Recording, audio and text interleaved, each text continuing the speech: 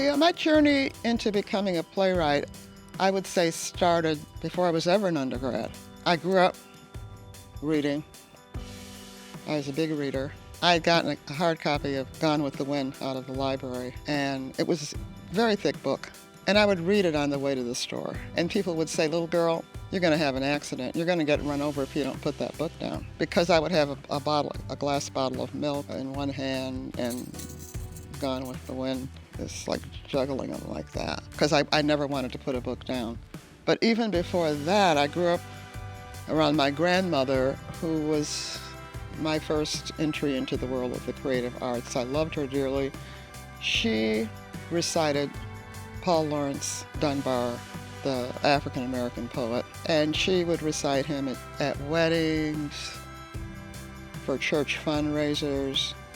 So when I went to college, my major was, believe it or not, radio, TV. Well, then I took this creative writing course and really fell in love with it. I got to meet the composer William Balcom. I invited him to see my play, The Bridge Party, and he loved that play.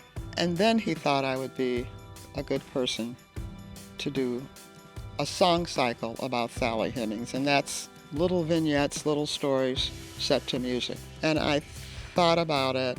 I started reading about Thomas Jefferson, which I know this is extremely controversial and there are a lot of opinions about it, but I did learn that Sally Hemings was half-sister to his wife Martha. Aside from his wife Martha, she was the only woman he was ever with.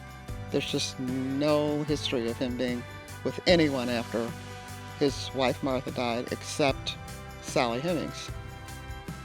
I spent about a year doing research on Sally Hemings for the operatic work, and it was performed at Coolidge Auditorium, Thomas Jefferson Building. There were 45 Sally Hemings descendants there at the premiere. And after it was over, they stood up and they tapped me on the shoulder and they said, you should write a play about Sally Hemings. And that's how it happened. That was the spark.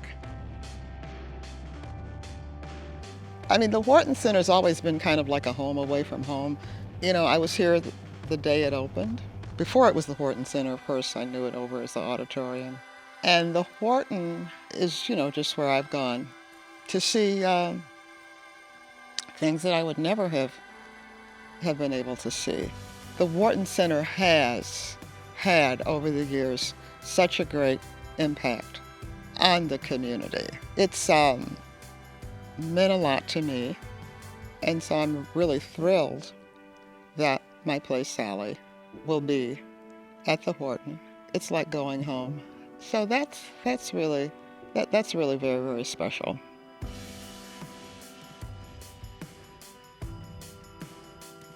I've been a member of MSU-FCU since 1971. I'm really amazed at what a great job the credit union does in reaching out to the community in so many ways. I know that they open their doors to all kinds of organizations, you know, all kinds of nonprofits. They've set things up to make it easier for community organizations to thrive. I've seen the way that they have reached out to support the Wharton Center.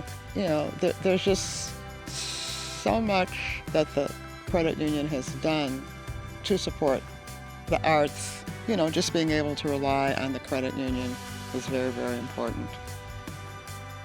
MSU-FCU members will receive a 20% discount off the price of tickets to Sally for all 3 nights, February 19th to the 21st, 2026.